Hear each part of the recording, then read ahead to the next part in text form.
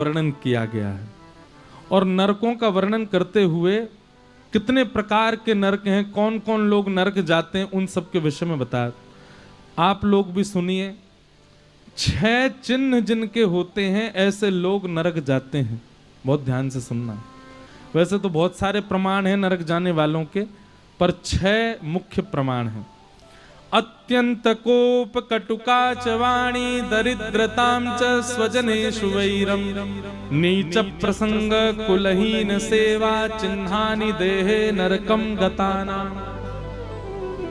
सबसे पहला भयंकर गुस्सा।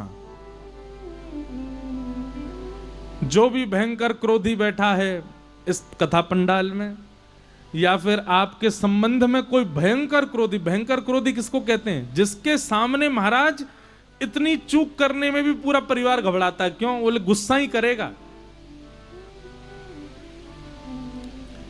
ऐसे व्यक्ति को आज रात्रि में मैसेज कर देना, बेटा तुझको नरक का वीजा मिल गया है और विदाउट इमिग्रेशन जाएगा। इसलिए अभी भी समय है, न क्रोध कम कर ले भैया। और इस कथा में भी यदि ऐसा कोई व्यक्ति बैठा है जिसको बहुत क्रोध आता है, थोड़ी कथा सुनने की अपनी अवधि बढ़ाओ, ज्यादा कथाएं सुनो। कथा में एक आश्चर्य बताऊं आपको। 4:30 बजे हम व्यास मंच पे बैठे और अभी बज रहे हैं 6:30।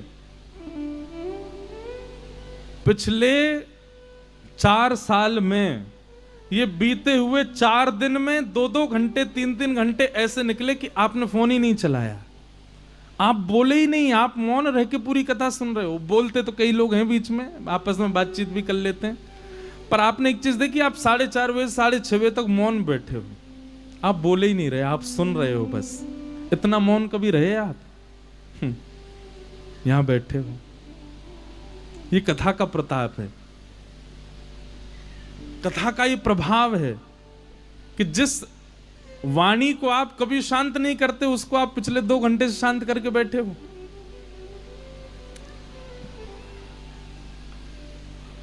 तो कथा में यह भी सामर्थ्य है, मौन रहने वाले व्यक्ति का क्रोध कम होता है। आप यदि खूब कथा सुनोगे, मौन रहकर चुप रहकर के कथा श्रवण करना प्रारंभ हो, धीरे धीरे आपका क्रोध कम हो जाएगा। पर हमने ऐसे भी मौनी देखे हैं। एक मौनी है, वो पता क्या करते हैं, उनको बहुत क्रोध आता है, पर वो चातुर्मास जब आता है तो मौन रहते हैं। वो क्या करते हैं, जब उनको क्रोध आता है तो जिस पे क्रोध आता है उसको बोलते हैं उसको पास बुलाते हैं। अब बोल तो सकते नहीं तो उसको गाली लिख करके पेज में देते हैं, ले। वो सामने वाला पढ़ता है, बोले ये मुझको दे रहे हो? बोला हाँ। ऐसे मौन का भी क्या फायदा? ऐसे ऐसे मौनी है संसार में। पर भयंकर क्रोध यदि आपको आता है तो गारंटेड है कि नरक में आपका स्थान नियुक्त हो चुका है। समय से पहले अपना क्रोध कम कर लो, नहीं तो जाना पड़ेगा। अत्यंत कोप पहला लक्षण है नरक जाने वाले व्यक्ति का। अच्छा, भयंकर गुस्सा का एक और रूप बताएं। जिसका क्रोध आया और थोड़ी ही देर में, थोड़ी देर मतलब ज्यादा से ज्यादा आधा घंटा भी नहीं हुआ और उसका क्रोध शांत हो गया, ऐसा क्रोधी व्यक्ति फिर भी बच जाएगा। पर किसी बात को लेकर के 1 दिन 2 दिन 3 दिन 4 दिन 1 सप्ताह महीना निकाल दिया, क्रोध ही कम नहीं हो रहा, गारंटेड है नरक जाएगा। अत्यंत कोप। दूसरा लक्षण क्या है नरक जाने वाले का? कटुकाच वाणी, जिसकी वाणी मीठी नहीं है। बोलता है तो ऐसा लगता है मानो जैसे डंडा मार रहा है क्या। और या फिर कई लोगों के स्वभाव होता है कि वो सीधी सीधी बात भी करते हैं तो बिना गाली दिए बात नहीं करते, गाली दे के बात करते हैं, बात बात पर गालियां देते हैं। ऐसा कोई व्यक्ति परिवार में, मित्रता में या यहां पे कोई बैठा हो, समझ जाओ भैया आपको नरक जाना पड़ेगा। क्यों? क्योंकि आप अपनी वाणी का दुरुपयोग कर रहे हो। और या फिर किसी को भी कुछ भी, ये इस प्रकार से बोलने वाले लोग, मैं तो जो होता है मुंह पे बोल देता हूं, मैं तो जो होता है उसके मुंह पे कह देता हूं, मेरे से पेट में नहीं रहती। ये स्वभाव अच्छा नहीं है कि आपके जो मन में आता है आप मुंह पे बोल देते हो, ऐसा ये स्वभाव उचित नहीं होता। ऐसे व्यक्ति को नरक दर्शन करना पड़ता है। क्यों? आप अपने स्वभाव के चलते कितने लोगों का हृदय दुखाते हो, कितने लोगों के हृदय को पीड़ा देते हो। मैं तो जो होता है मुंह पे बोल देता हूं। क्यों बोलते हो मुंह पे? कोई आपको बोल दे तो आपको सहन नहीं होता। इसलिए वाणी थोड़ी सी मधुर रखो, वाणी थोड़ी सी मीठी रखो, गाली गलौज ज्यादा मत दो।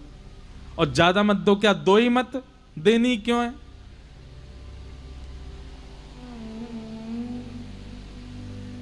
ज्यादा ही बहुत भयंकर गुस्सा आए तो आप एक गाली दे सकते हो, पागल, बस, इससे ज्यादा नहीं। और थोड़ी शुद्ध भाषा में देनी हो तो मूर्ख, बस, इससे ज्यादा नहीं। और संस्कृत में देनी हो तो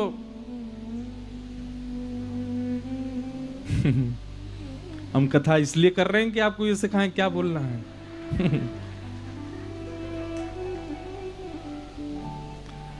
कभी गाली देने वाला व्यक्ति ऐसा स्वरूप कर ले अपना, जिस पर गुस्सा आए उसको बोले, ए गुलाब जामुन इधर आ, रसगुल्ला सा। ज्यादा घेवर मत बने हमारे सामने, ऐसी गाली हो कितना अच्छा लगे है। मीठी मीठी गाली दो, होते है तो क्रोध में, लेकिन आप गाली की जगह मीठे शब्दों का प्रयोग करो। हम अपनी प्रशंसा नहीं कर रहे हैं, पर हम व्यास मंच पे बैठ के सत्य बोल रहे हैं। हमारे मुख से कभी गाली नहीं निकलती, गाली दे ही नहीं पाता मैं, देना चाहता भी नहीं, कभी नहीं, कितना भी क्रोध आ जाए, नहीं। और ये नहीं होना, ये बहुत बड़ी कृपा है ठाकुर जी की कि आपके मुख से मजाक में भी गाली नहीं निकले। अगर किसी का तकिया कलाम बन चुका है गाली दे के बोलने का, तो भैया उसको कह देना तू भी नरक जाने वाला है।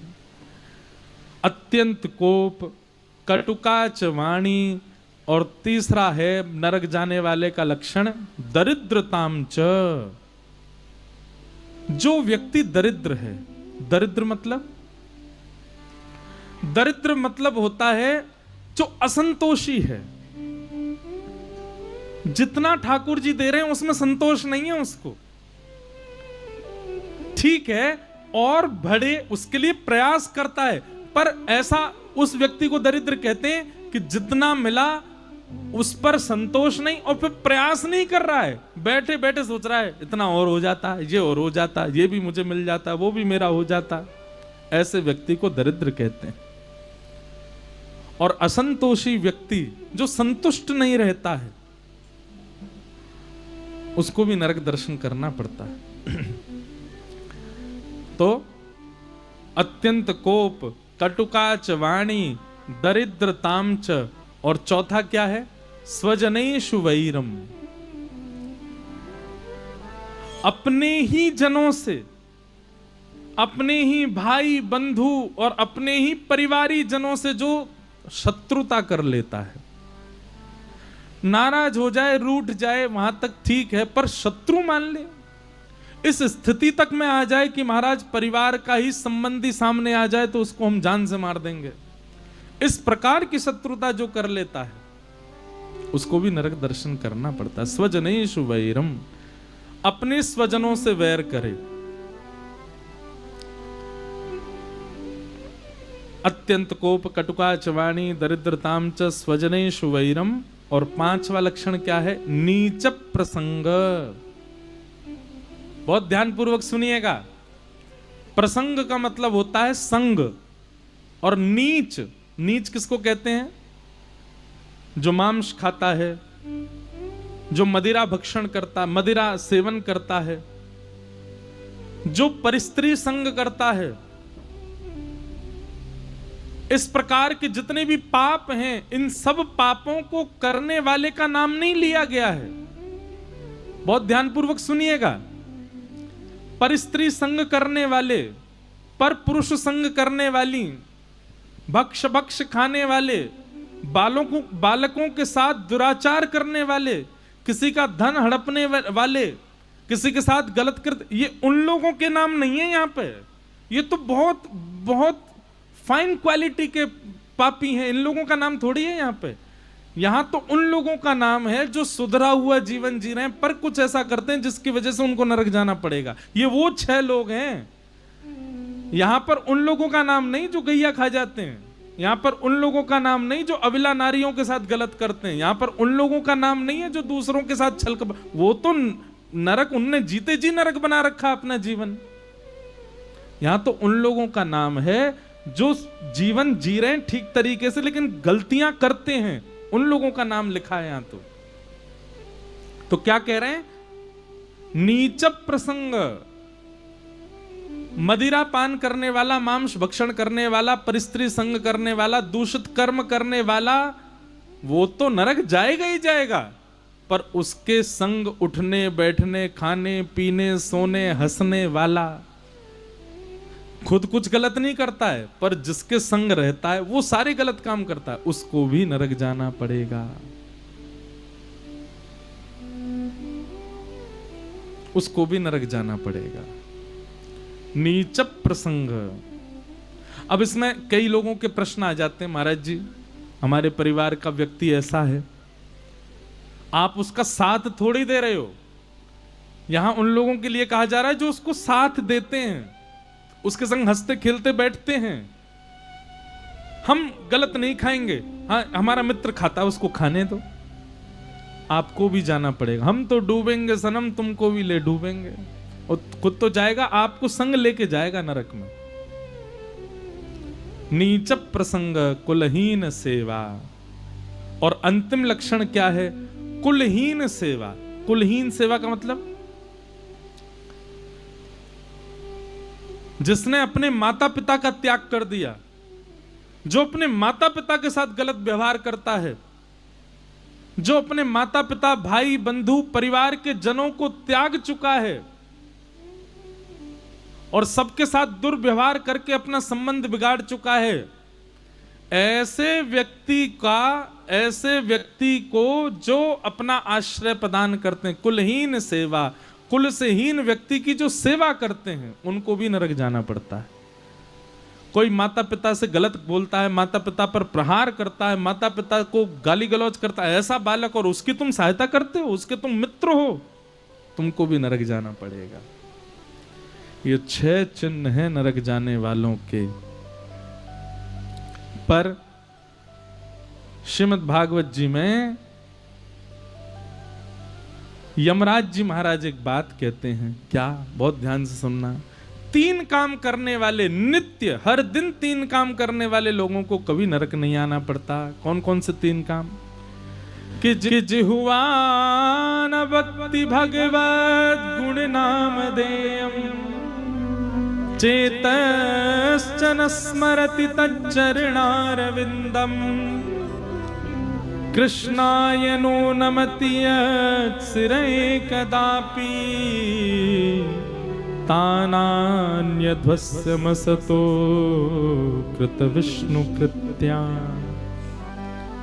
जो अपने पूरे दिन में 3 बार भगवान का नाम लेता है, सुबह उठते ही, मध्याह्न में और रात्रि सोने से पहले।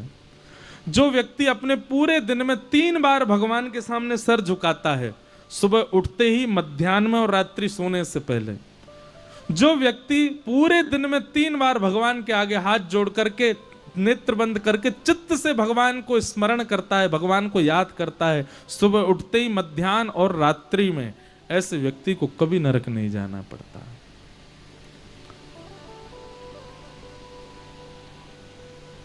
लेकिन घूम फिर के बात यहीं आ जाती है, इन सब के साथ में आचरण की शुद्धि बहुत जरूरी है। आपका कर्तव्य, आपका आचरण, आपका व्यवहार, आपका स्वभाव, आपकी क्रिया वो शुद्ध नहीं है, फिर कितने आप भगवान को बचते रहो, फिर कुछ नहीं होने वाला। भाई स्कूल जाते हो लेकिन पढ़ते नहीं हो, क्या फायदा? केवल अटेंडेंस पूरी कराने जा रहे हो, present sir, present sir, present sir. 365 दिन में से महाराज 300 दिन बालक आपका स्कूल आता है, पर एग्जाम में क्या रहा, 0/0। क्या फायदा? स्कूल जाता है किस लिए? बोले ऊधम मचाने जाता है।